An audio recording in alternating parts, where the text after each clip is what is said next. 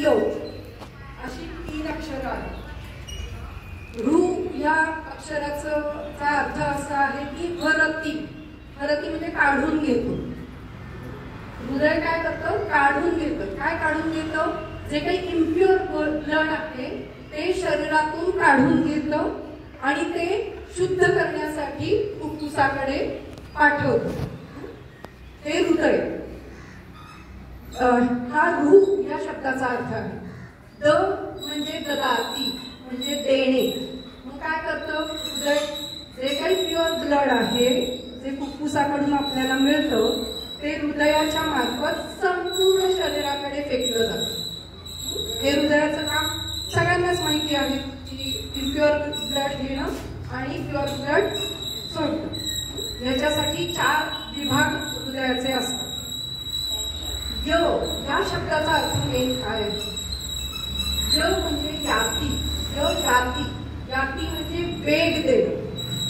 जी काही शरीराची हालचाल आहे, शरीराचा वेग आहे, तो हृदयाशिवाय असू शकत नाही. का? हृदय बंद पडलं तर हा वेग पण कमी होणार. हृदयाची हालचाल कमी झाली तर हा वेग कमी होणार. हृदयाची गती कमी झाली तर हा वेग कमी होणार.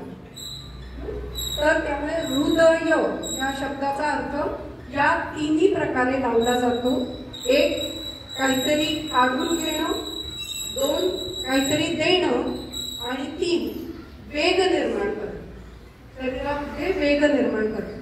तर मग आयुर्वेद शास्त्रानुसार असे 3-4 हृदय आहेत आपल्या शरीरात. फुफ्फुसामध्येही अशाच प्रकारे काम होतं, मेंदूमध्येही अशाच प्रकारे काम होतं आणि आपले बस्ती म्हणजे किडनीचा भाग त्याच्यामध्येही अशाच प्रकारे काम होतं. आणि त्यामुळे 3 महत्वाची मर्म सांगितली गेलेली आहेत. एक म्हणजे शिर, दुसरं म्हणजे बस्ती. बस्ती म्हणजे किडनी आणि तिसरं म्हणजे हृदय. ही सगळ्यात महत्वाची मर्म आयुर्वेदाने सगळ्यात पहिल्यांदा 3-4 वर्षापूर्वी सांगितलं. हृदरोगाचं महत्व आता आलेलं आहे, पण आयुर्वेदामध्ये या 3 मर्मांचं महत्व हे जवळजवळ 4-4.5 वर्षापूर्वी आपल्या समोर चरक सुश्रुत वाग्भट या आचार्यांनी आपल्या समोर मांडलं. आता ही जी काही मर्म आहेत यांना मर्म का म्हणायचं? मारयती ती मर्माणी म्हणजे जे ज्याच्यावर आघात झाला तर मृत्यू निश्चित आहे त्याला मर्म असं म्हणतात. म्हणून ही 3 महत्वाची मर्म आहेत ज्यांच्यावर आघात झाला तर नक्की मृत्यू येणार. मग हा आघात कशा प्रकारे होऊ शकतो? एक तर बाहेरून कोणीतरी घोसकलं आणि या मर्मांवर आघात झाला तर मृत्यू निश्चित आहे. हे बाह्य स्वरूप झालं. अभ्यंतर काय म्हणजे आतमध्ये काय होतं तर जे काय आपण अन्न घेतो, आहार घेतो, पाणी पितो, या सगळ्यांमुळे 3 प्रकारचे दोष निर्माण होतात. वात, पित्त आणि कफ. हे 3 दोष या सर्व मर्मांमधूनही फिरत असतात आणि मग ते जास्त झाले, कमी झाले तर या मर्मांवर परिणाम होतो. जर जास्त झाले तर काय होईल? त्याचा आघात त्या मर्मावर होईल आणि ते मर्माचं नुकसान होईल. फक्त हे नुकसान कालांतराने होतं. जे घोसकल्याने लवकर होतं ते हे नुकसान कालांतराने होतं. त्यामुळे बाह्य हेतू आणि अभ्यंतर हेतू म्हणजे बाह्य म्हणजे बाहेरचे हेतू आणि शरीरातले हेतू या दोन्ही गोष्टींचा परिणाम या मर्मांवर सतत होत असतो आणि त्यामुळे आपल्याला विविध प्रकारच्या रोगांना सामोरं जावं लागतं. त्यातला सगळ्यात महत्वाचा रोग म्हणजे हृदय रोग आहे. येतंय लक्षात? फार अवघड नाही होते ना? पुढे आता मग हृदरोग म्हणजे काय? तर जे मॉडर्न आताचं कन्व्हेन्शनल मेडिसिन आहे किंवा मॉडर्न सायन्स आहे त्यांनी असं सांगितलेलं आहे की हृदय जो अवयव आहे प्रत्येक अवयवाला, हृदयासारख्या प्रत्येक अवयवाला स्वतःचं पोषण करणाऱ्या काही वाहिन्या असतात. म्हणजे हृदरोग म्हणजे खरं तर अनेक गोष्टी. त्याच्यामध्ये हृदयाचा आकार बदलणं, हृदयाच्या आतले जे अवयव आहेत त्याच्यामध्ये बिघाड होणं, हे पण सगळं हृदरोगातच येतं. पण खास करून हृदरोग कशाला म्हटलं जातं तर जो काही हृदय अवयव आहे त्याला काही वाहिन्या आहेत त्या वाहिन्यांमध्ये काहीतरी बिघाड, ज्याला आपण आज करोनरी आर्टरी असं म्हटलं जातं, आणि या करोनरी आर्टरी मध्ये काहीतरी साचून राहिलं, ज्याला आपण आजकाल कोलेस्ट्रॉल असं म्हणतो, की कोलेस्ट्रॉल शरीरामध्ये वाढलं आणि मग ते कोलेस्ट्रॉल हळूहळू या वाहिन्यांमध्ये साचत गेलं तर ब्लॉकेजेस निर्माण होतात आणि हृदयाचं जे कार्य आहे ते थांबतं. तर असं प्रत्येक शरीरातल्या प्रत्येक अवयवाला काहीतरी पोषण करणाऱ्या वाहिन्या असतात. त्यातल्या या हृदयाच्या वाहिन्या जर भरून राहिल्या कोलेस्ट्रॉलनी तर आपल्याला हृदरोग होतो असं म्हटलं जातं. आता याचंही वर्णन आयुर्वेदामध्ये केलेलं आहे. सर्व शरीरामध्ये वात, पित्त आणि कफ हे तिन्ही दोष सतत शरीरामध्ये फिरत असतात. आता वायू काय करतो? वायू हा वेगवान आहे, तो फास्ट सगळ्या शरीरामध्ये फिरत असतो. असं फिरत असताना आता समजा हा रोड आहे, हा रोड आता नुकताच केलेला आहे. या रोडवर जर वाहन सतत फिरत आहे तर काय होईल? त्या जो काही स्मूथ भाग आहे, जो काही गुळगुळीत भाग आहे त्याच्यावर खड्डे निर्माण होतात. आता या खड्ड्यांमध्ये पुढे जाऊन माती चिटकून बसेल, कुठे पुढे जाऊन कागद चिटकून बसेल, किंवा पुढे जाऊन काय एखादं कापड चिटकून बसेल, अशा अनेक गोष्टी चिटकून बसेल. म्हणजे शरीरामध्येही हेच होत असतं. ज्या वाहिन्या असतात त्या जर बिघडल्या, त्यांच्यामधून वाहणारं जे काही रक्त आहे ते जर योग्य स्वरूपात नाही वाहिलं गेलं तर काय होतं? हे जे कफ आणि पित्त दोष आहेत ते तिथे जाऊन अडकून बसतात. मग हा कफ कसा निर्माण होतो, पित्त कसं निर्माण होतो हे आपल्याला माहिती पाहिजे, बरोबर? तर हे पाहण्यासाठी आपल्याला 3-4 गोष्टींचा विचार करावा लागतो. खरं म्हणजे कुठलाही रोग होण्यासाठी या सगळ्या गोष्टी महत्वाच्या आहेत. त्याला आम्ही हेतू असं म्हणतो, म्हणजे कारण. रोग होण्याची कारण कोणकोणते आहेत? पहिलं म्हणजे आहार. आहार आहे का कारण? हॅलो, आहे. दुसरं विहार. विहार म्हणजे व्यायाम किंवा आपण काय जे फिरतो इकडे तिकडे ते सगळं. तिसरं म्हणजे आपलं आचरण, सद्वृत्त. आणि चौथं म्हणजे मन. हे अजून त्यातलं महत्वाचं कारण.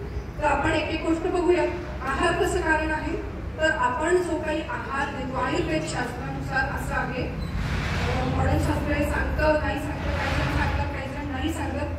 पण आयुर्वेद शास्त्रानुसार असं आहे की जो काही आपण आहार घेतो त्या आहारापासून वात, पित्त आणि कफ हे 3 दोष शरीरामध्ये निर्माण होतात.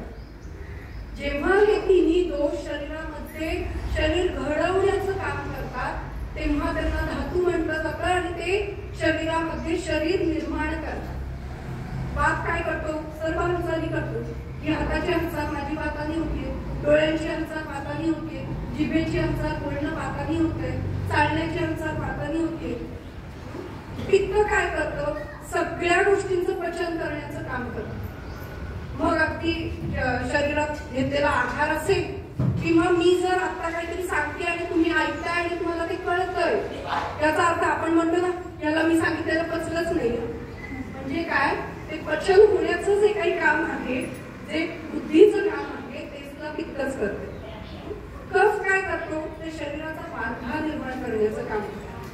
आता या दोषांमध्ये बिघाड निर्माण झाले. कसे निर्माण होतात?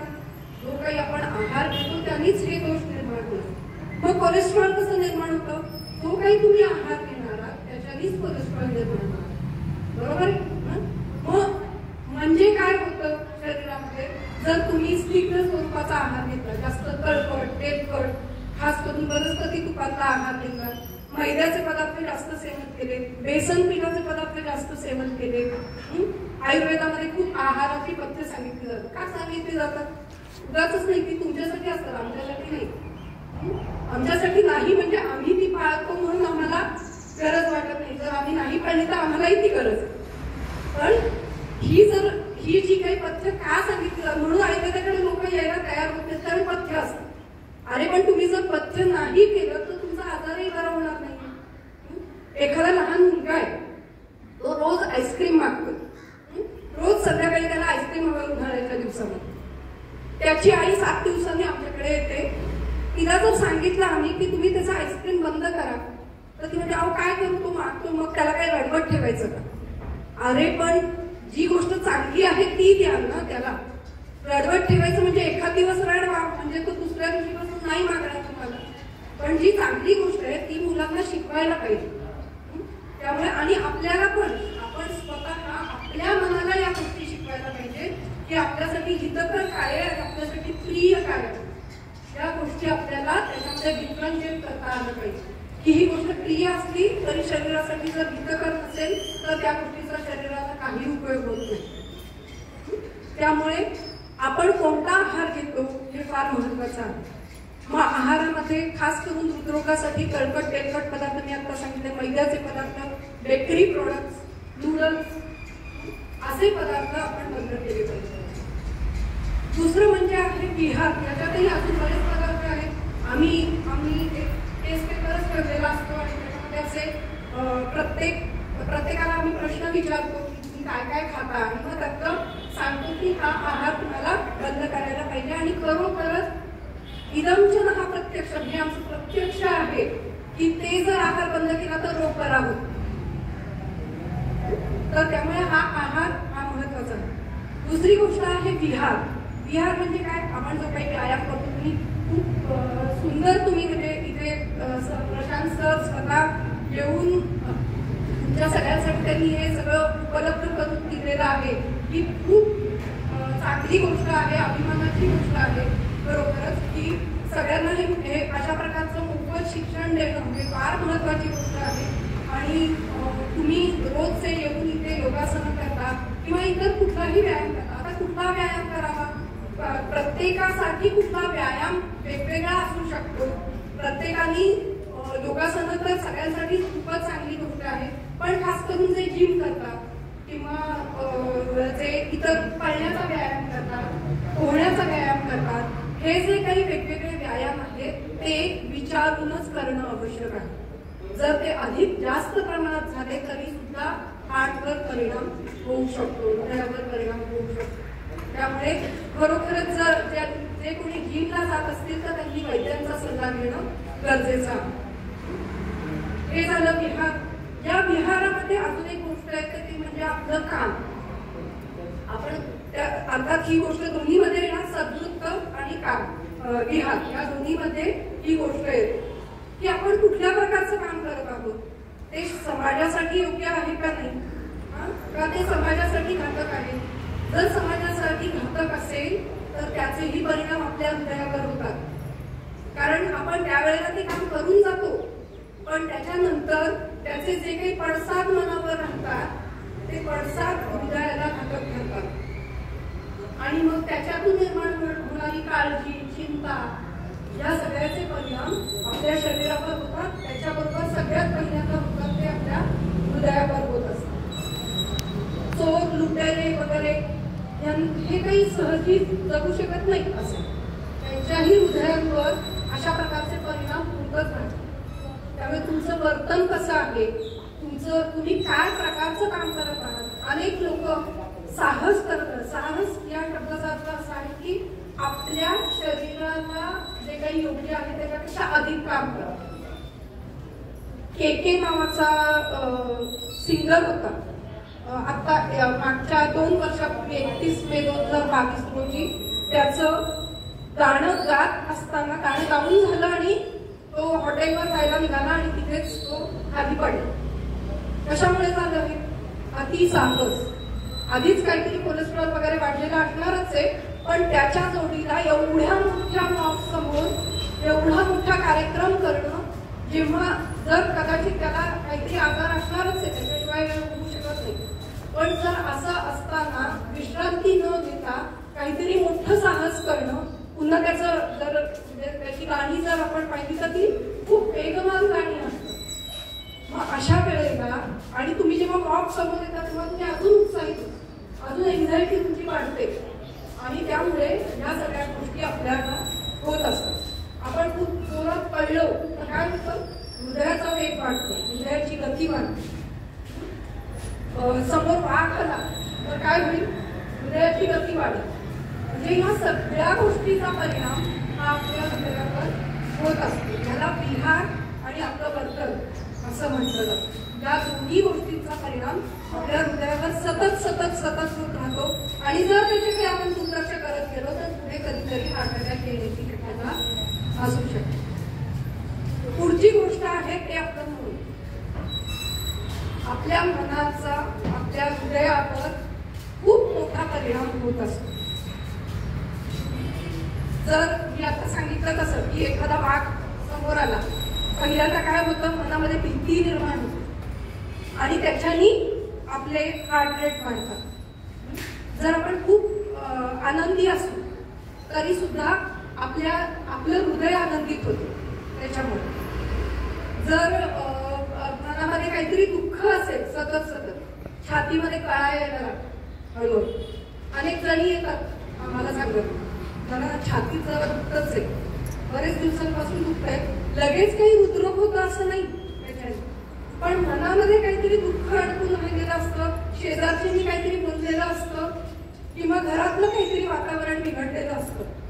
या सगळ्या गोष्टींमुळे आपल्या हृदयावर सतत सतत आघात होत राहतात. मग ते प्रत्येक वेळेला ECG काढून किंवा काय 2D एको काढूनच आपल्याला कळतील असं नाही.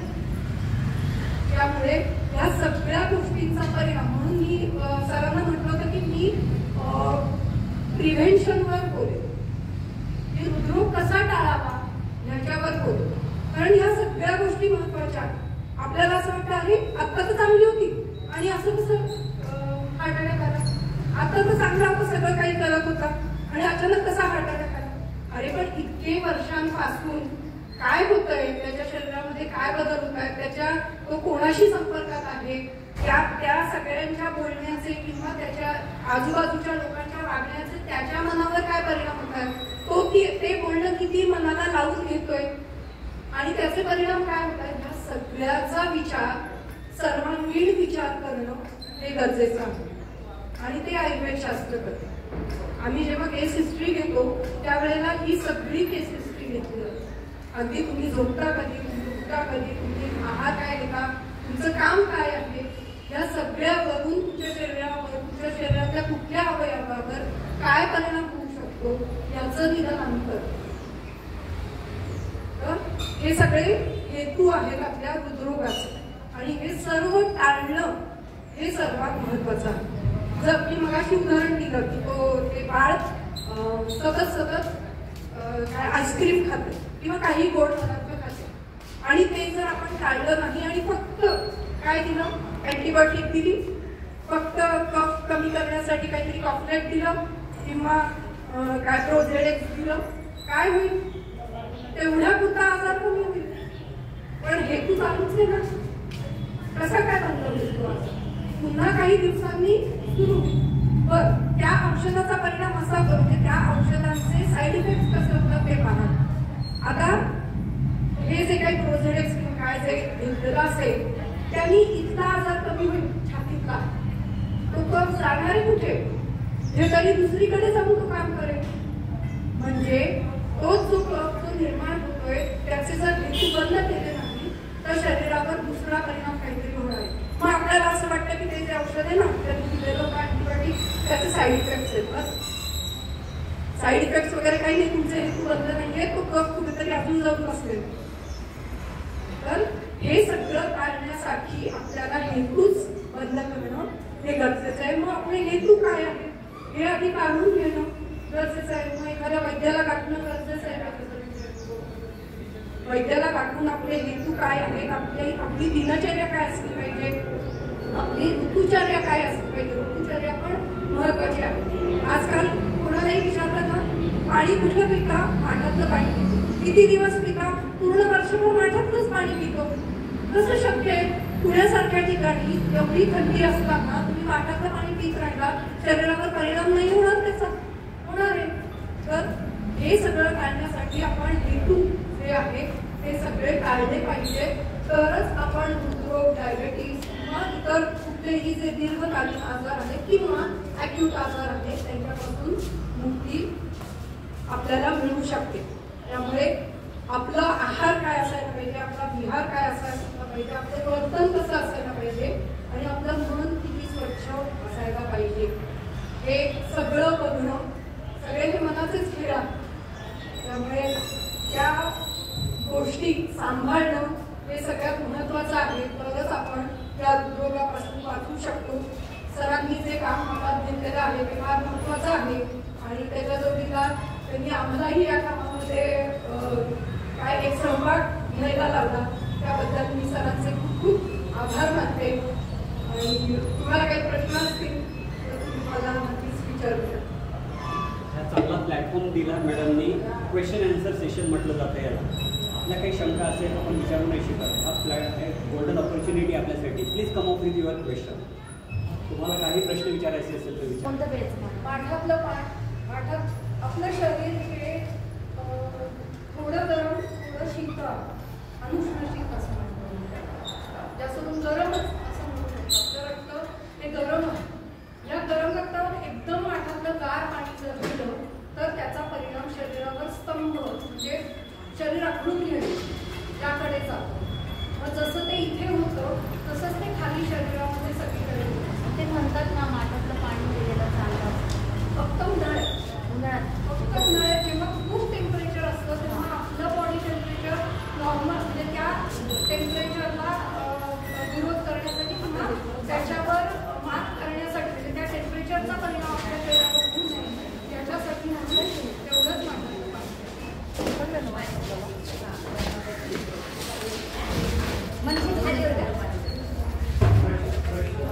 पाणीच पिऊ. पाण्यातलं पाणी फक्त उन्हाळ्याच्या दिवसामध्ये सध्या चालेल. अजून थोडे दिवस आहेत. पुन्हा जर सर्दी होत असेल तर आता बंद केलं तरी चालेल.